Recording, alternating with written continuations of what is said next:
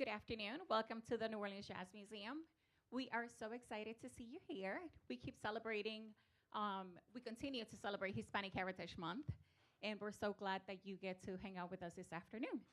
And I have Carlos Suarez. He is the International Affairs, no, the Cultural Attaché for the Mexican Consulate here in the city. And we also have a few members. We have Consul Erika Guzman here too, representing the Mexican Consulate here at our city. We love them, and throughout the years, we have done multiple cultural exchange missions to Mexico, like Cuernavaca, Tepoztlán, Mérida, Ciudad de Mexico, and we just love working with the Mexican Consulate here in the city. So I'm gonna let Carlos introduce our special guest and say a few words. Thank you, Taslia. Good afternoon, everyone. On behalf of the Mexican Consulate in New Orleans, I would like to thank you for joining us here for this special concert. Today we have the presence of Amanda Ekery. She is an American, Syrian, Mexican talented artist that she will perform her new album, Árabe. And Amanda is a great example of how music can connect people, cultures, and cultural exchange through the borders. Please join me to giving a warm welcome to Amanda Ekery.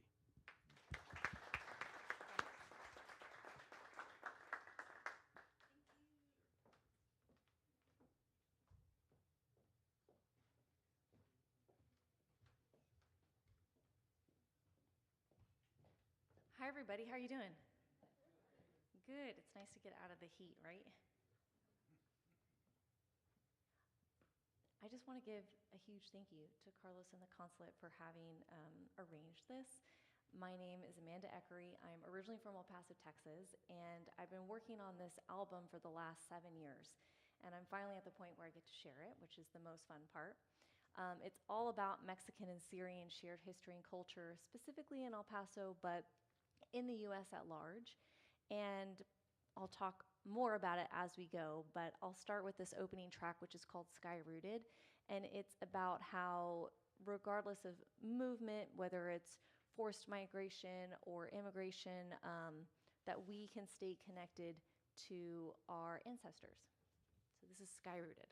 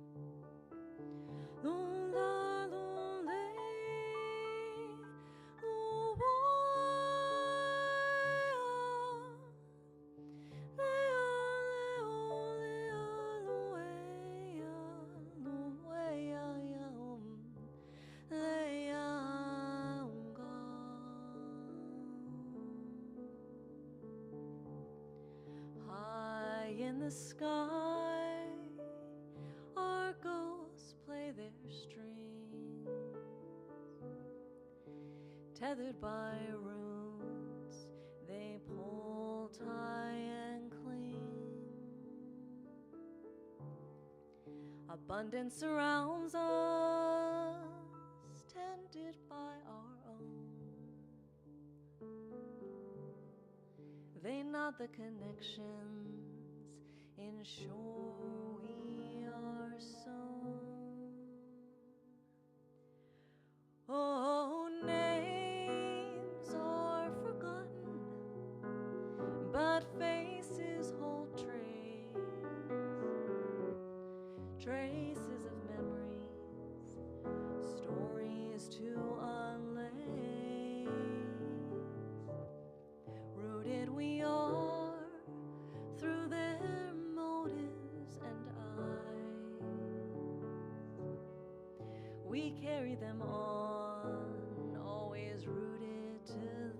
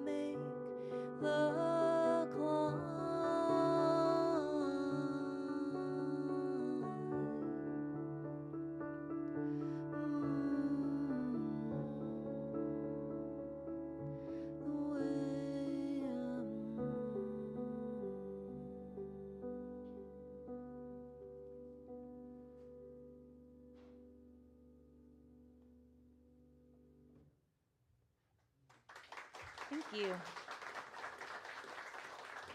Thank you so much. So part of this process in writing Árabe was doing a lot of interviews, doing a lot of research, talking with family members, and also really interrogating my personal style. I come from a jazz background, love to scat, love standards, but what I also love about jazz is how it has, it's an ever-evolving genre. Like it's always changing and innovating, from ragtime to blues to bebop, to kind of what we call modern jazz, which I would classify kind of my music in that way. But it also has a lot of outside influences as it's grown. So you can think about, well, you've gone through the museum. Who's gone through the museum? Everybody? Almost afterwards. Everybody can make the rounds. But there's all these different influences and genres that feed into it, which feed through the artist, and whatever you're interested in listening to, whatever you've grown up with, kind of pours itself out into your music. This next song is called Yanobak E, which translates to What Do You Get? And I found this song in my Sithos, my Syrian grandmother's record book. She has a book of 78 RPM records that her mom used to order when she was growing up.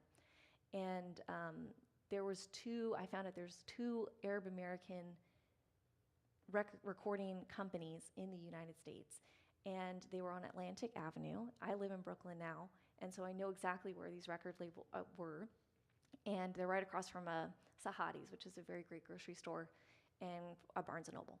But back in the day, they used to record Arab American artists and just ship them out to people all across the country, and this was one of the tracks on them, Yanobake. And I'm going to need your help with this one. So does everybody feel up for clapping? Nice. Okay, I'll give you the beat. Clap with me. Yeah, keep that going. Fixit min ilsra, bezawir fina.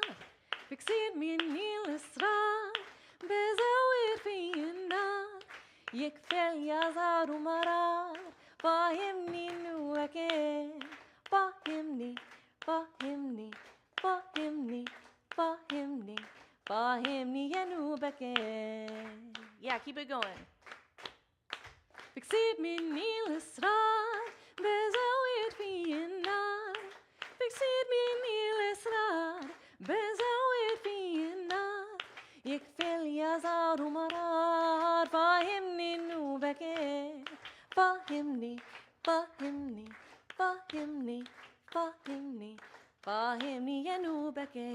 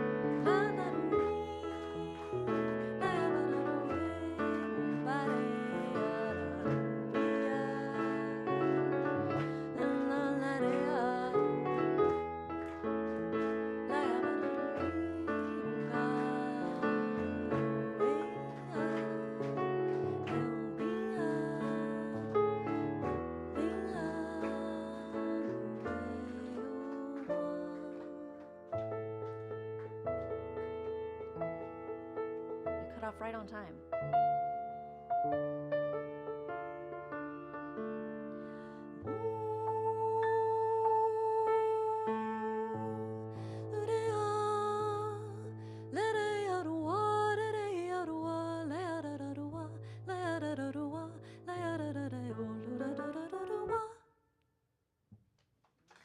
Nice.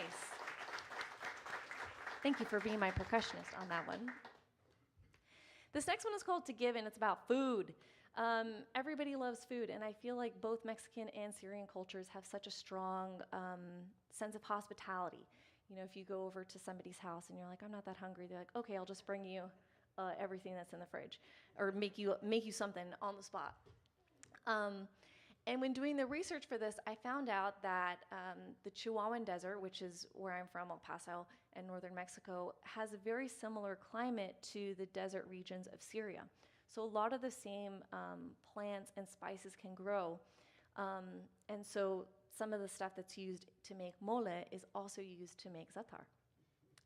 Also the way, like open souks and marketplaces, mercados, the way that food is shared and sold is often very similar.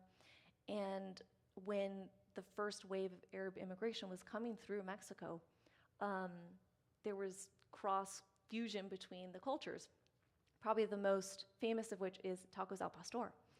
So tacos al pastor come from the shawarma spit, and so the style of cutting and then became added with pineapple, and now it's like a staple in every Mexican taco shop. The others is tacos Árabes, which is like a thicker pita bread kind of taco. But this is called To Give, and it's about food, and it's about the love that is given when you make something for someone else.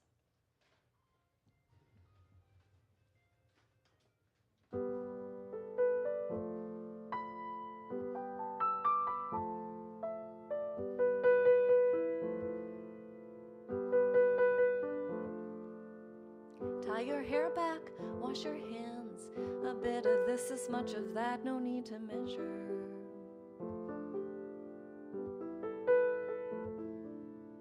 See it rise, see that color. See how it smells, be quick to move or you'll remember.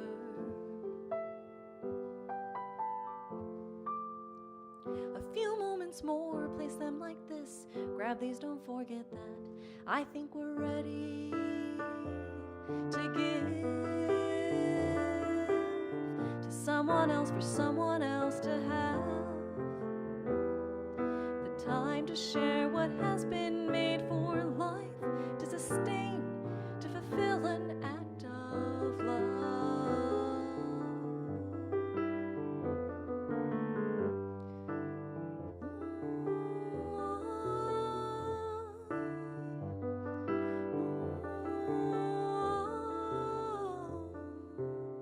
Pick a place, take a seat, dig in, go on, no need to wait, can't let it get cold.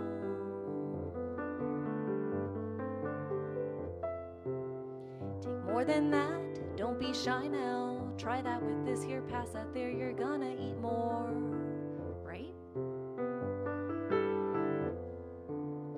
A few spoonfuls more, finish that plate, salutes yet then to health, it is a pleasure.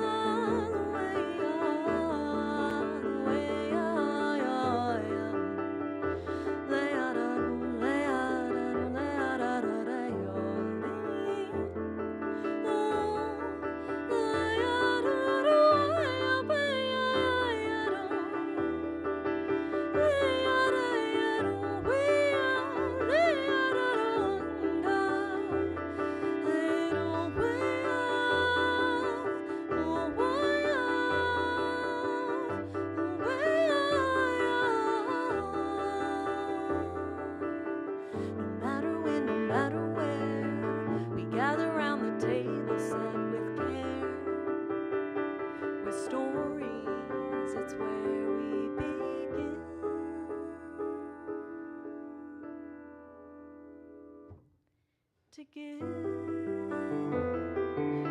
to someone else, for someone else to have the time to share what has been made for life, to sustain, to fulfill an act of love.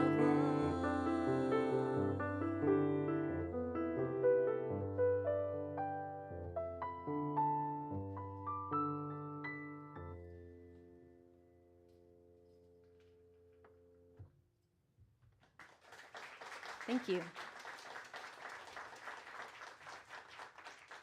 This next song was the first one that I wrote for Árabe, and I wrote it after interviewing the Syrian Ladies Club of El Paso.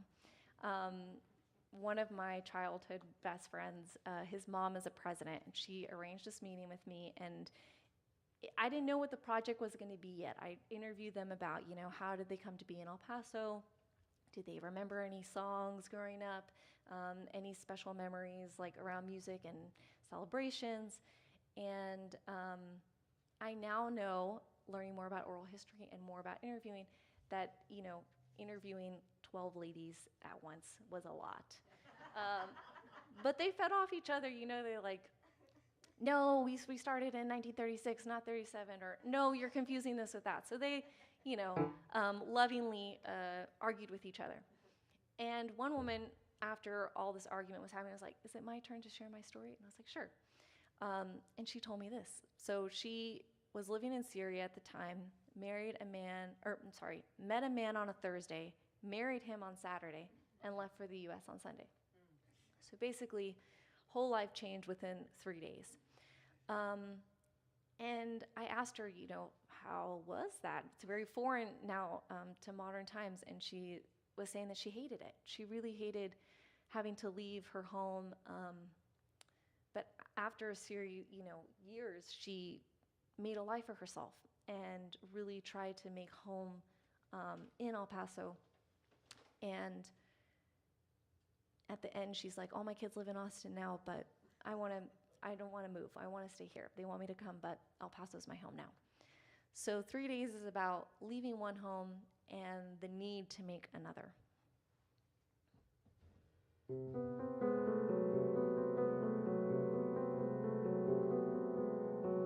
3 days from stranger to wife, desert for desert, mountain for mountain, trading a life.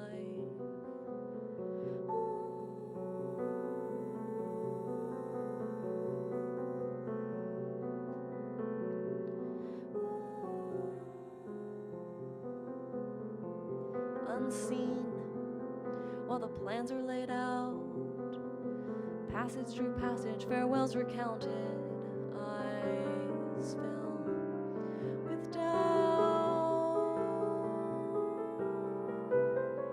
A place awaits far from the home a heart has known, but a heart can grow.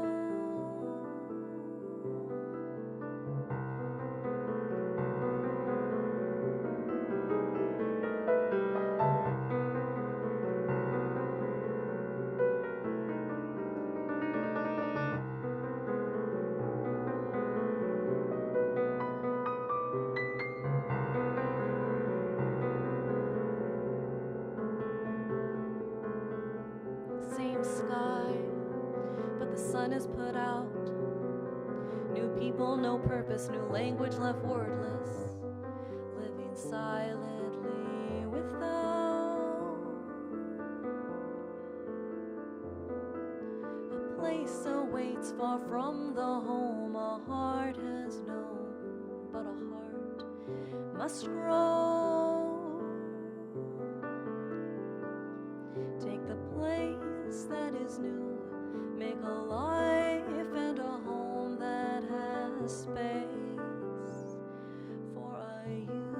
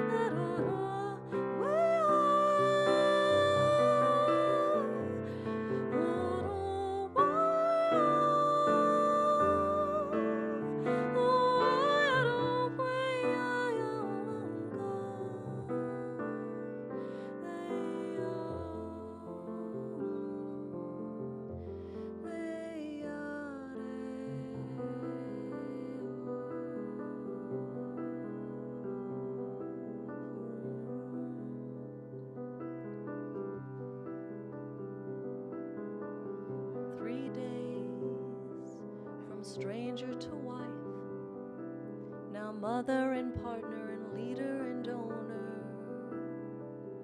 Oh, what a life.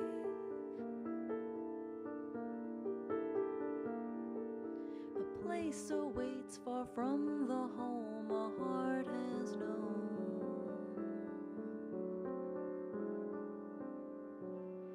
But a heart has grown.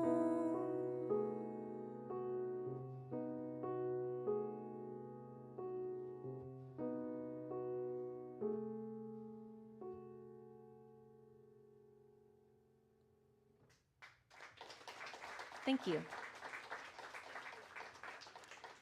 This next one is about categorization and how oftentimes our government forms or ways that we're asked to identify don't really encapsulate our identities. And it's called Between. And I wrote it after reading about early both Mexican and Syrian immigrants coming to the US who were facing a very binary court system. When you were immigrating to the United States in the early 1900s, you had to identify as either black or white. And for, many citizens, that was not applicable. So both Mexicans and Syrians had court cases where they had to basically prove their case that they could be considered as white so that they could enter the country. And 2030 is actually going to be the very first year on the US Census that both Arabs, so I think it's MENA, Middle Eastern, North African, and Hispanics have their own categories. It's taken this long for advocacy groups to help bring this to be, and it'll help with, just better documenting populations for resources and voting access, stuff like that. So this is called Between. Can a court decide identity, membership into exclusivity, a preferred ethnicity? And how does one decide who's better here, unwelcome there, who belongs elsewhere? And how long after one migrates, works to assimilate, pays the tax rate, is a citizen of your state? And when does one feel home? After kids are grown, mortgage paid, it's owned. Still in this gray zone and living in between.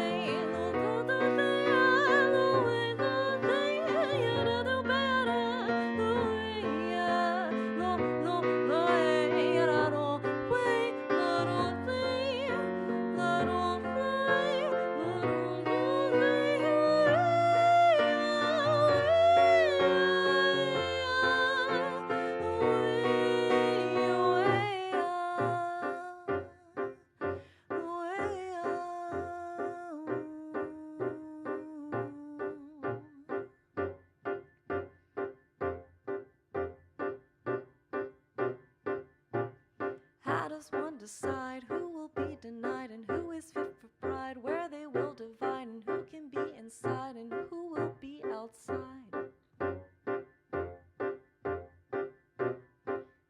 And what if What if you're between?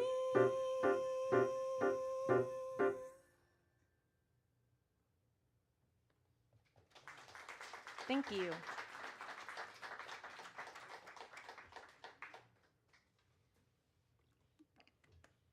So this next song is called Stitching. And do you know it?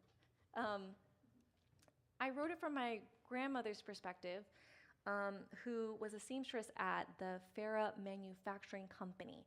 Farrah pants at one point in time were the largest manufacturer of men's pants in the country, and they were based in El Paso. Farrah's was run by two Syrian brothers and was the largest employer in El Paso. I had grandparents on both sides of the family that worked for them.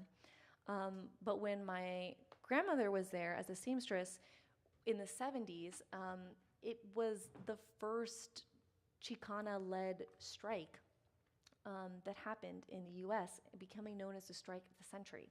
So these women were striking for better pay, better work conditions, gender equity issues that they were facing, and they ended up winning. Farrah's unionized, and it never returned to the level of production that it once had, and it eventually closed, I think, in the late 80s. But Stitching, this song, I wanted to represent the perspective of my grandmother as a single mom of 4 kids working for them, but also the hopes of the strikers at the time. So there's some lines that are like, take a quick breath in, that's your break. And your fingers work to the bone. And there's this repeating line. I imagine it being the sewing machine. And overall, stitching just represents this fraught relationship between immigrant entrepreneurship and workers' rights, and the balance that was people were grappling with in the 1900s.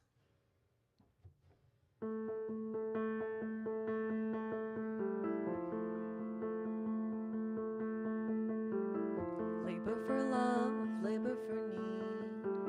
Stitch for the ones you want to dream. Sow them a world beyond your grasp. All on your own, you make it last for them. Another day, you clock it in. Mind on the task, pull brick and pin. Measure to craft, measure to make. Take a quick breath in, that's your break. For them, you do it for them. Each thread a piece, each day a cut. Each week a wage, no food for thought. Who has the time to approach fun? Moving the needle, you can't wonder. For them, your fingers work to the bone, so you can have something of your own. If it's a burden or a chore, you take it on, surging more and more and more and more. For them, for them, you do it for them.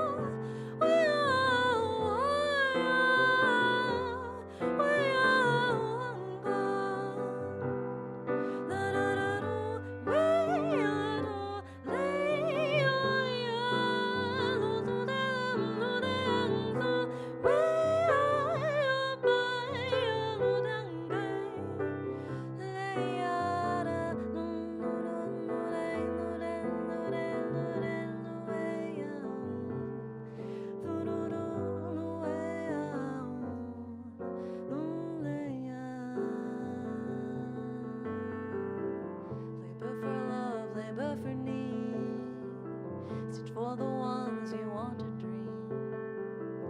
It's in their eyes you see a world that you have made. Watch it all unfurl for them, for them,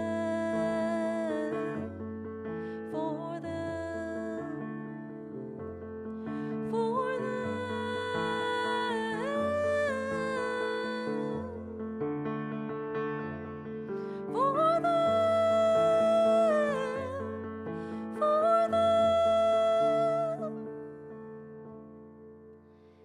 you've done it for them.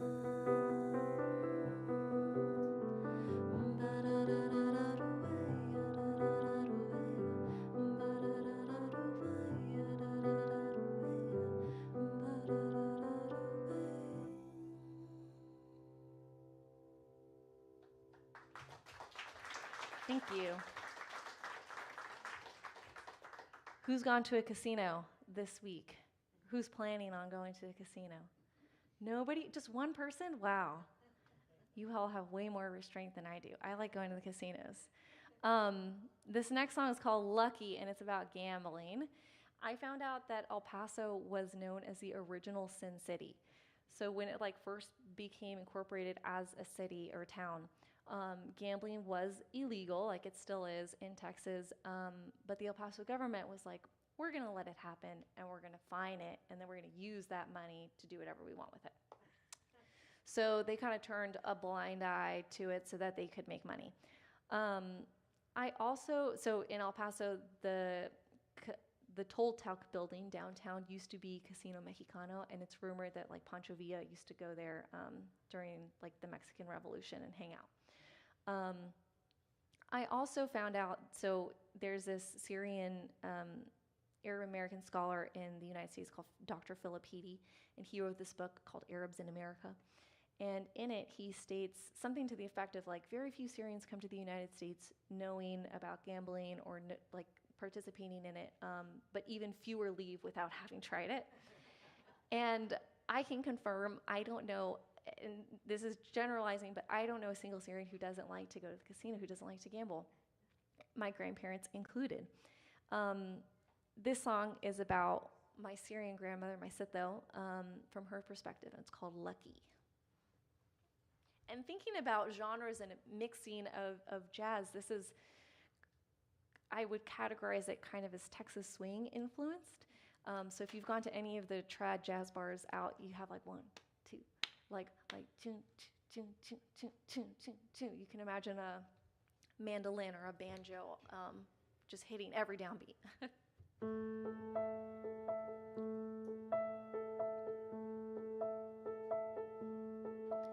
Do the lines know she's playing as she punches a max bet, pouring all the week's frustrations into her dicey outlet, watching the sevens tumble away like her concerns. She always hits the sweet spot, increasing her returns. She walks knowing the landscape, every buzzer cranking word, her eyes always searching for the one her ears not heard. The usuals know what's coming when she closes in on one. When in doubles and free games, it's something more than fun. To play, play, play, lucky, lucky in the bones, bones that hold the tricks of knowing, knowing times of old. Play, play, play, lucky, lucky in the bones, bones that know the touch of loving, loving all you hold, all you hold.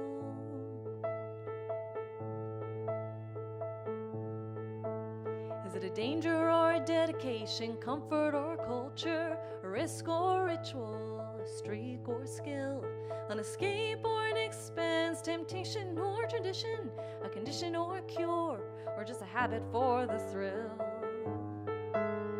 To play, play, play, lucky, lucky in the bones, bones that hold the tricks of knowing, knowing times of old. Play, play, play, lucky, lucky in the bones, bones that know the touch of loving, loving all you hold, all you hold. She never told her secret till her granddaughter came to her a church of worship to learn to play her game. Had to bet how much and when to quit, when to move on and when to hit. Sharing her history bit by bit so that she can play on and on.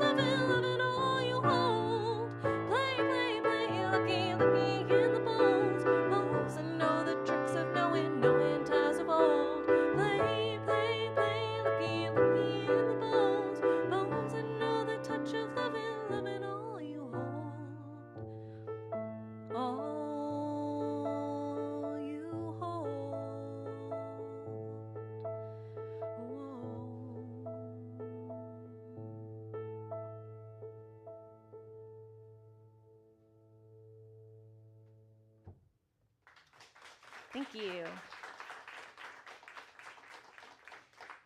This next song is called Evil Eye, and Mexican and Syrian cultures, just like many, have evil eye superstitions, the curses given with just a glance.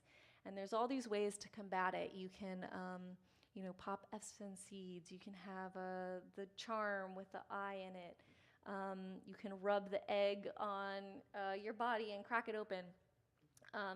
A couple months ago, when egg prices were ridiculous, I saw a funny graphic that said something like, if you have el mal de ojo, you're stuck with it. Like, you're not going to get rid of it anytime soon with egg prices the way they are.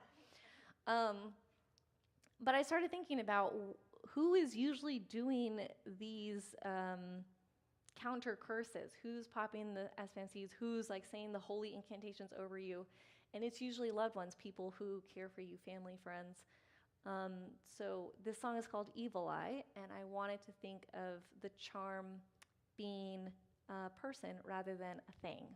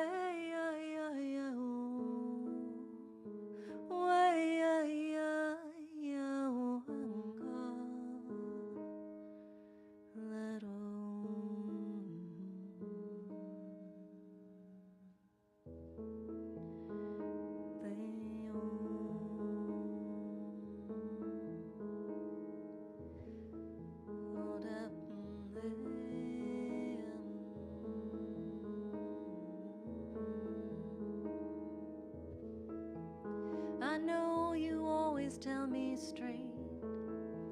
I know you don't sugarcoat. No need to beat around the bush.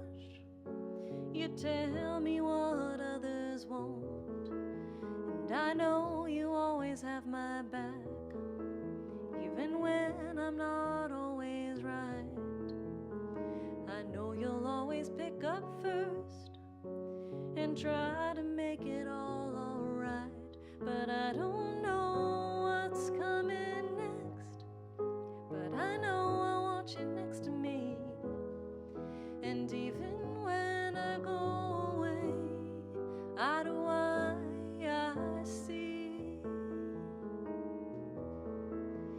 And I know you're always fixing to critique my work but build me up. I know that you are proud of me, even when I wish you'd just shut up. And I know you won't disappear, I know you won't walk away. And I know that you'll love me back, even if you don't always say. But I don't know what's coming next, but I know I want you next to me. And even when I go away, how do I see? And I don't know what's coming next, but I know I want you next to me. And even when we are apart, how do I will be?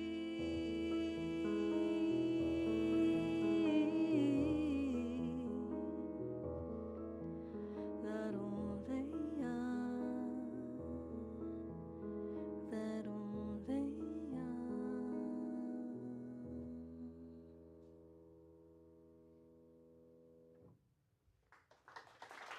Thank you. So part of releasing this album, it involved a ton of research, and I found myself thinking, how was I going to share this without, giving a boring lecture at every concert or trying to mash it all into an Instagram post? So I ended up writing a book that accompanies the album. So this is the book. These are the El Paso mountains behind me. These boots, I don't know if anybody knows, but El Paso is the boot capital of the world, partly because there's so many artisans in Juarez and in El Paso. If you ever want boots, El Paso's the place to get them.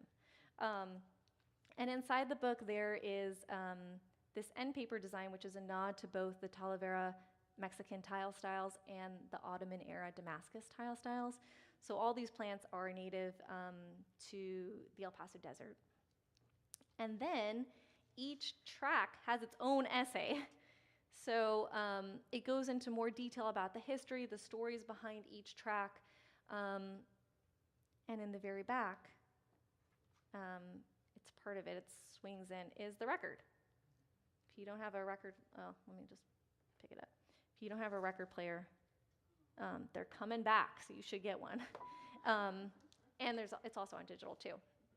But this next song that I'm gonna play for you was the hardest essay to write, and I'll tell you why afterwards. But we're gonna play a game first.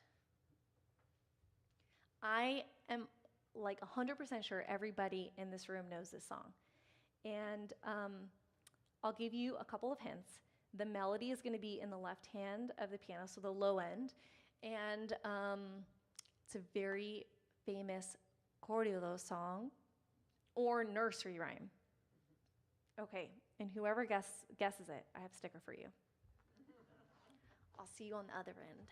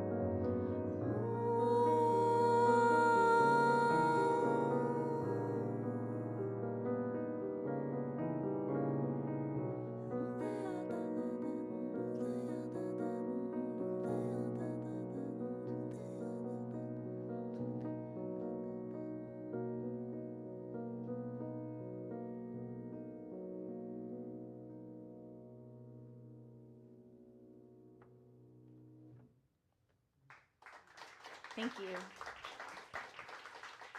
Guesses? Anybody has any ideas about what it might be? Nobody wants a sticker? Even if you don't get it right and you guess, I'll give you a sticker. Going once, twice. What was that? Not, well, no, I haven't heard this at Christmas. I guess any song can be a Christmas song if you sing around the holidays. But I'll give you a sticker. Thank you for participating. It's La Cucaracha.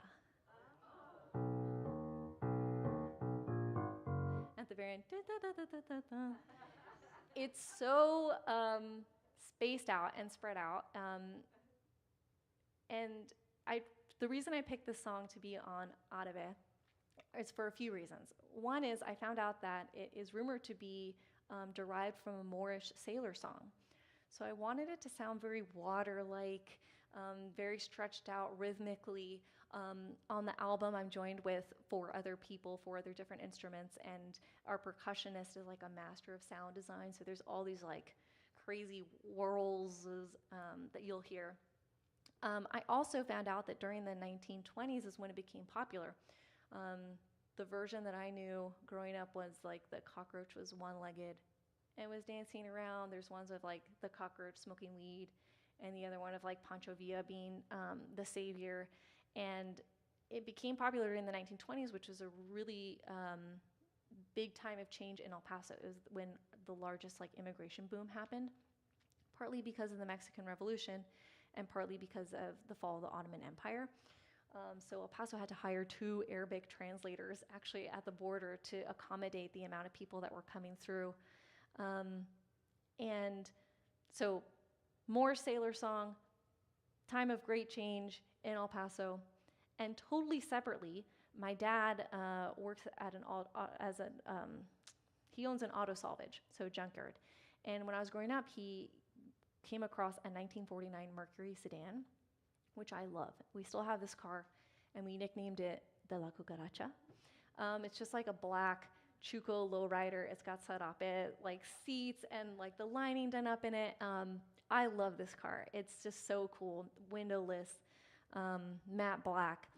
And I found out that this Mercury's, for a specific three-year period, which included 1949, were fully built and assembled everything in Dearborn, Michigan, which Dearborn has the largest population of Arabs outside of the Arab world. I did a residency at the Arab American National Museum and went to the River Rouge plant where this Mercury was once produced. Now they assemble F-150s. But so much kind of faded lines came together in this one song, like that my Syrian dad would have a Mercury that was made in kind of Arab America, that it was derived from a Moorish sailor song, and that it became popular during the 1920s when this great change in El Paso was happening. The hardest essay to write for this book, because lots of different ideas, but I think I got it right. You can check it out and tell me if you agree. So I've got 2 more songs for you. The next one is called Proud to Be. And in doing this research, so much of it was in the past that I wanted to connect it to what's happening now. So I started this project in 2018, and so much was happening. There were, detention centers on the El Paso border. There were, strikes or missile launches happening in no-strike zones in Syria. And this song is about our U.S. military and the way that we treat other countries.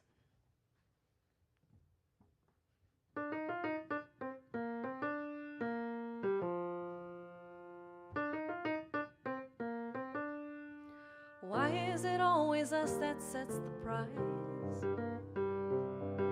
Willing to make the moves without sacrifice. And how do we always have a place to go with the door shut tight and the windows rolled low? Why is it always us that gets to leave? And why is it always us that breaks the hearts? Playing both sides till we rip them all apart.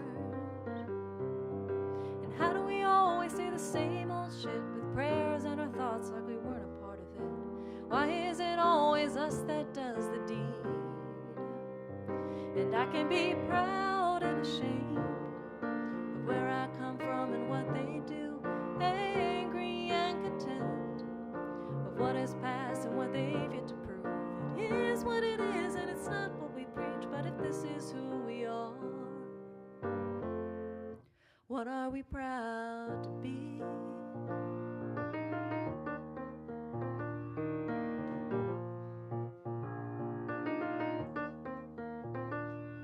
And why is it always us that bends the truth?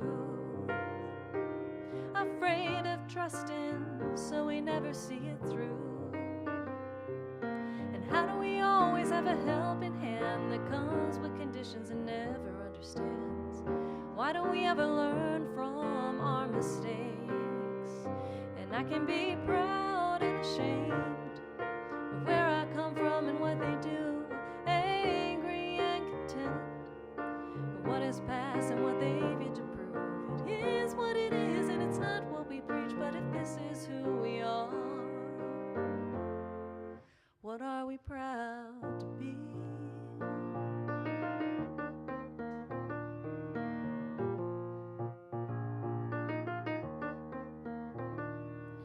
And why is it always us that can't admit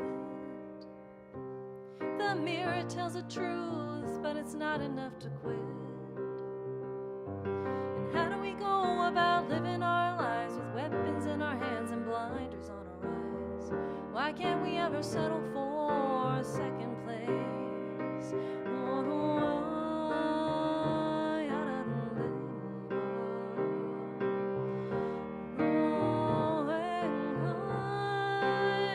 And I can be proud and ashamed of where I come from and what they do, angry and content of what is past and what they've yet to prove. It is what it is and it's not what we preach, but if this is who we are, I can be proud of it and angry at him too.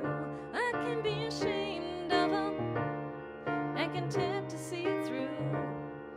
It is what it is and it's not what we preach, but if this is who we are, we're not getting very far to becoming something we can be proud to be.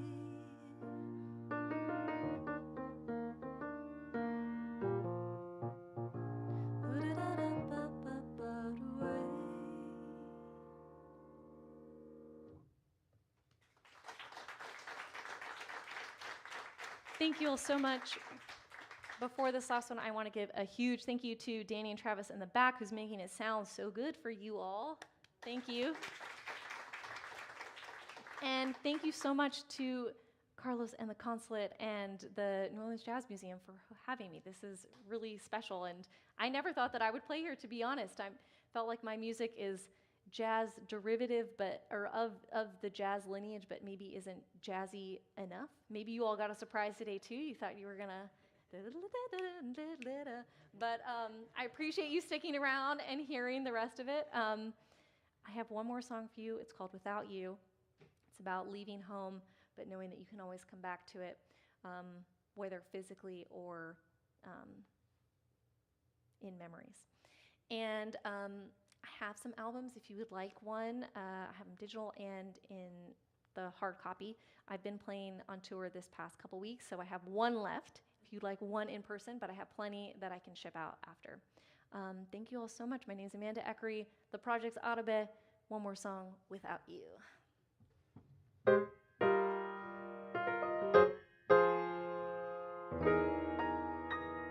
Whenever I'm around you, I go right back to our home. There's something about you, something warm, well known. Your hair's a little longer and your style's changed a bit.